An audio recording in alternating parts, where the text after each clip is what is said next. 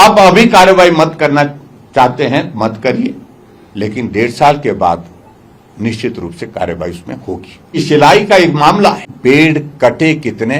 300 पेड़ों से ज्यादा पेड़ कटे हैं। रंजीत नेगी कौन है? उनको राजनीतिक संरक्षण दिया जा रहा है कि रात के अंधेरे के कारण हम पूर्ण रूप से पेड़ों की गिनती नहीं कर पाए। मुख्यमंत्री जी में हिम्मत है कि उनके खिलाफ कार्रवाई करें, क्योंकि वो एक मंत्री के बहुत नजदीक और निजी आदमी।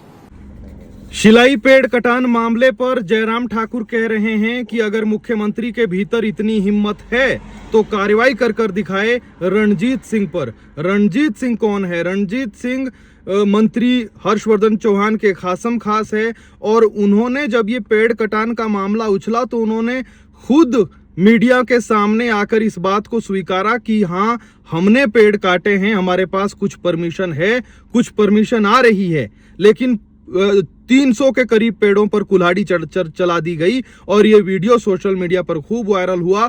पुष्पा राज स्टाइल में शिलाई में पेड़ काट दिए गए। पूर्व मुख्यमंत्री जयराम ठाकुर कह रहे हैं कि अगर आप कार्रवाई नहीं करेंगे तो कोई बात नहीं, 1.5 साल बाद हम कार्रवाई करेंगे।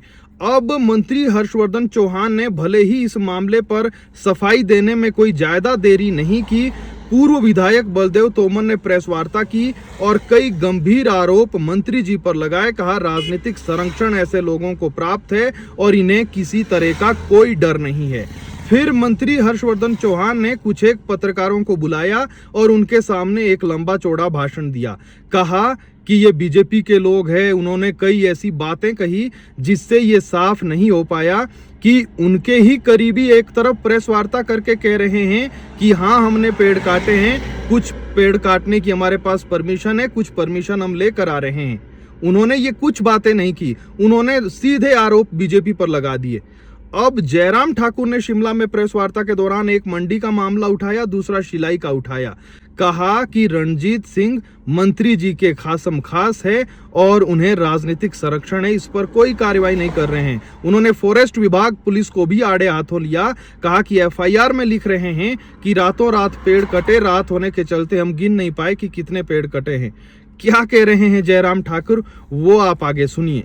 अब नियम कायदे कानून तो ये भी कहते हैं कि आपकी भले ही निजी भूमि हो, आपके भले ही निजी भूमि पर पेड़ हो, लेकिन फिर भी आपको परमिशन लेनी पड़ेगी कि आप कितने पेड़ काट सकते हैं, क्योंकि पहाड़ों पर तो निजी भूमि, कहीं पर तो पूरे के पूरे पहाड़ निजी भूमि में आते हैं। तो ऐसा तो नहीं हो सकता कि पूरा का पूरा पहाड़ आप साफ कर दें। नियम कायदे कहते हैं कि पहले परमिशन लीजिए, फिर जो है वन विभाग का आदमी आकर पेड़ों पर हैम्बर लगाएगा और उनकी उपस्थिति में जितनी परमिशन है उतने पेड़ काटे जाएंगे। लेकिन इस पर तो आरोपी खुद स्वीकार रहा है कि हाँ, हमने पेड़ काटे हैं और परमिशन कुछ है, कुछ लेकर आ रहे हैं। यानी कि परमिशन नहीं थी, फिर भी पेड़ों पर कुल्हाड़ी चला दी गई। जयराम ठाकुर को सुनिए वो क्या कुछ कह रहे हैं। एक जगह 25 पेड़ काटने की अनुमति दी, शिलाई का एक मामला है, लेकिन पेड़ कटे कितने? 300 पेड़ों से ज्यादा पेड़ कटे हैं। और जिसने वो पेड़ काटे हैं वो श्रीमान ex vice president of district Sirmaur Ranjit Negi कौन है? उनको राजनीतिक संरक्षण दिया जा रहा है।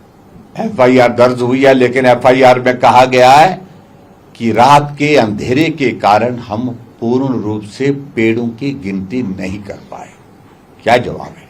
ये डिपार्टमेंट के, फॉरेस्ट डिपार्टमेंट और पुलिस डिपार्टमेंट की ओर से जो एफआईआर दर्ज हुई है उसमें जिक्र किया।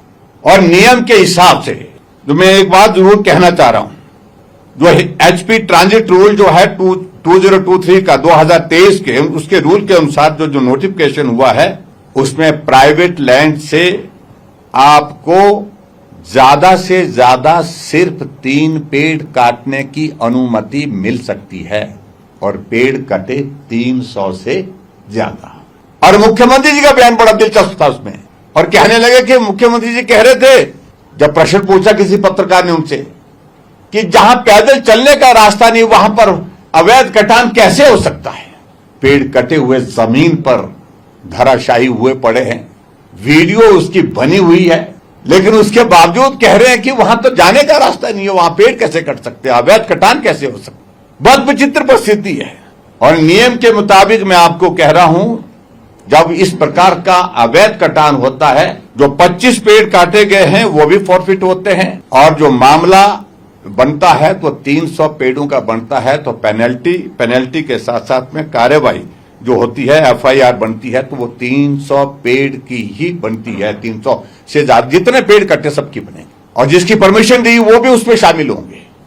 क्या मुख्यमंत्री जी में हिम्मत है कि उनके खिलाफ कार्रवाई करें, क्योंकि वो एक मंत्री के बहुत नजदीक और निजी आदमी, कार्रवाई नहीं होगी। लेकिन हम कह रहे हैं कि आप अभी कार्रवाई मत करना चाहते हैं, मत करिए, लेकिन 1.5 साल के बाद निश्चित रूप से कार्रवाई उसमें होगी, जब आपकी सत्ता इस प्रदेश में नहीं होगी। एक और मामला है, मंडी जिला का मामला है फॉरेस्ट का, जिसको लेकर के विधानसभा के अंदर भी चर्चा हुई थी। मैं उस पर बहुत ज्यादा बोला नहीं। और एक कांग्रेस के नेता है, उनने अपनी पत्नी के नाम पर जो है डिपो खोलने की परमिशन की प्रोसेस शुरू की, और आश्वस्त होकर के कि ये परमिशन मिल जाएगी, बहुत जल्दी मिल जाएगी, बहुत तेजी से आगे बढ़ा। लेकिन इंतजार क्यों करना, उससे पहले पेड़ काट देते।